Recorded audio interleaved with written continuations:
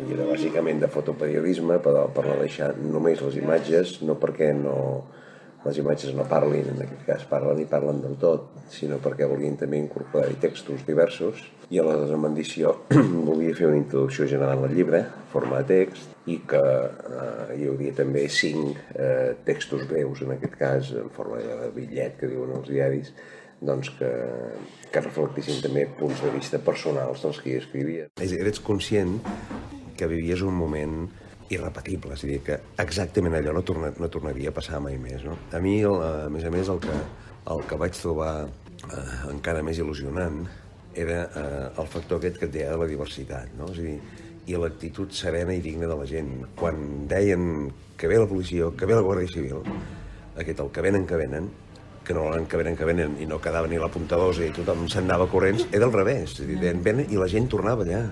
I sentia gent parlant català, i sentia gent parlant castellà, i sentia gent, vaig sentir uns que parlaven amazic, diguem-ne, i que no sé ni si tenien dret a vot, però igual estaven allà fent cua. És a dir, tothom.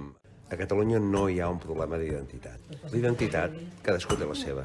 Jo em sento català, i europeu i mediterrani. Vostè se sent espanyol? No em sento ni espanyol, ni alemany, ni francès. Hi ha molts catalans que se senten espanyols. Identitat, cadascú té la seva. El que no és un problema d'identitat. Aquí hi ha un problema de sobirania. No què som, que això s'ho sap cadascú, sinó aquí qui mana. O continuem acceptant, com els últims 300 anys, que ens manin a 700 quilòmetres de distància, o decidim que ens manem nosaltres. És un problema de sobirania, no és un problema d'identitat.